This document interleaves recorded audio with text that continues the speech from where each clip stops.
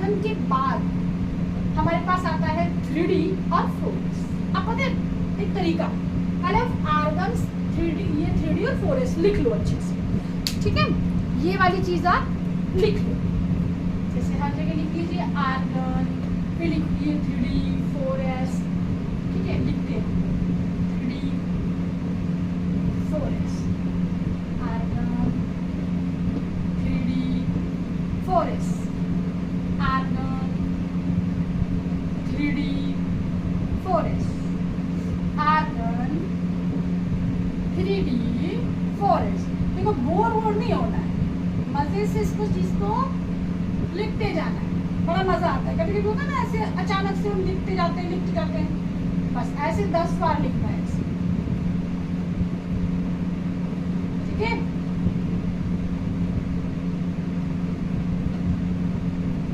और फिर हमारे पास यहाँ लिख देते हैं 30, यहाँ नहीं बात, यहाँ लिखते हैं 30 और ये 0, थोड़ा बड़ा लिखो ताकि दिख जाए। ये रहा 30 और यहाँ आएगा आपके पास आर्गन और यहाँ पर 3D और 4S। नाउ अब हम यहाँ इलेक्ट्रॉन भरेंगे, you know that 4S is a first form आएगा ना पीरियोडिक टेबल में, फर्स्ट रेंज हमारे पास 4S है, तो 4S में ऑलरेडी इलेक्ट्रॉन भरे जा चुके हैं, सो दैट 4S में 2 होगा। और फर्स्ट एलिमेंट मैंने क्या कहा था, डी ब्लॉक, मतलब डोल ही स्टे रहे हैं, बिकॉज जो फर्स्ट इलेक्ट्रॉन जाएगा वो डी में जाएगा, सो दैट फर्स्ट, फिर 2 2 2 3, यहाँ आते ही ना प्रॉब्लम हो जाती है। पता है प्रॉब्लम क्या होती है? प्रॉब्लम ये होती है, we know that the half filled and full filled orbital are more stable to compare to the complete partially fields। तो हाफ फील्ड और complete filled are more stable, so that यहाँ क्या होता है क्रोमियम में, यहाँ ये अगर 2 रखते हैं और यहाँ पर 4 होते हैं, तो ये 3D का जो स्टेबिलिटी है वो क्या होती है, लैग जाती है। सो दैट ये 3D क्या कहता है इस 4S से कि यार तो एक काम कर, एक इलेक्ट्रॉन मुझे दे दे, ये अपना एक इलेक्ट्रॉन देता है, तो ये हाफ फील्ड हुआ ना, 2 में से एक हाफ फील्ड हुआ, तो ऑब्वियसली ये क्या करेगा, ये भी स्टेबल हो जाएगा, क्योंकि हाफ फील्ड भी स्टेबल है और फुल फील्ड भी स्टेबल है, सो दैट ये अपना दे देगा और यहाँ भी क्या हो जाएगा 5। डी में कितने आते हैं 10, we have 10 electron, so that 10 half 5, तो ये 5 हो गया है और ये 1 हो गया, दोनों हाफ हो गए, हैप्पी हैप्पी, दोनों स्टेबल हो गए। इसलिए यहाँ ऐसा होगा, क्रोमियम भी स्टार लगा दिया, क्रोमियम ऐसा ही करता है, क्रोमियम अपने 4S से बोलता है कि तू मुझे अपना एक इलेक्ट्रॉन दे दे, मुझे भी स्टेबल कर दे और खुद भी स्टेबल हो जाए।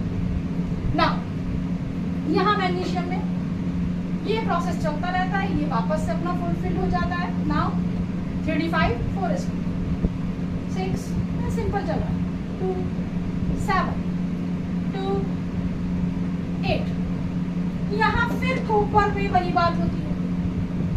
इन केस ऑफ दैट अगर ये से 1 दे देता है, 3D 10 कर देता है, यानी कि 3D कंप्लीट फॉर्म में आ जाए, तो 4S 1 में आएगा और both are stable, both orbital are stable. तो क्रोमियम की तरह कॉपर भी वही हम पर रिक्वेस्ट करता है 4S से कि भाई please give me 1 electron, so that ये यहाँ इसको 1 इलेक्ट्रॉन दे देगा, ठीक है। Both are stable 3D and 4S।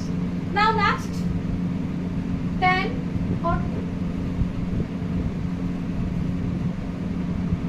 Complete fill.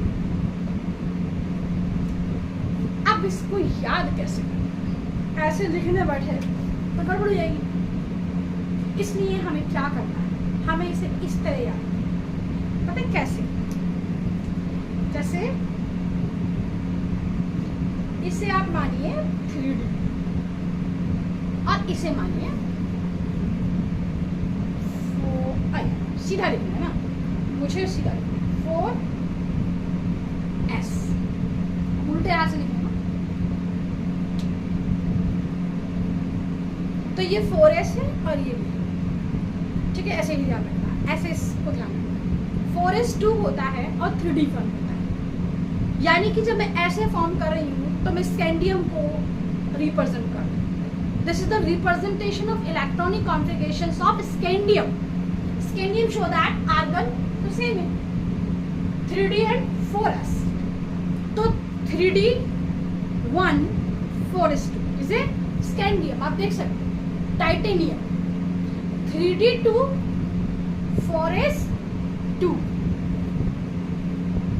3d 3 4s2 vanadium. Chromium जैसे ही आप क्रोमियम पे आए खोल दीजिए इसे और एक को कम कर दीजिए. 3d 5 4s1 chromium. Now manganese Mn 3d 5 4s2 iron. अब आयरन करने के लिए थोड़ी उंगली ऐसे कीजिए. आयरन 3d 6 4s2 ये रहा आयरन. Cobalt 3d 6 4s2. निकल ये रहा निकल 3d 7 4s2. ठीक है. निकल के बाद क्या आएगा? कॉपर ने क्या किया था? 1 इलेक्ट्रॉन ले लिया था ड्यू टू द स्टेबिलिटी.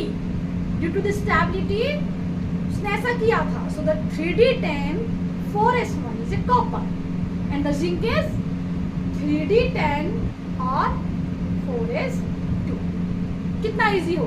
अब पता है इससे क्या होगा जब हम मैग्नेटिक प्रॉपर्टीज निकालने लगेंगे. How many unpair of electron consider करेंगे तो हम ऐसे ही करेंगे. Scandium, titanium, vanadium, chromium, manganese, iron, cobalt, nickel, copper, zinc.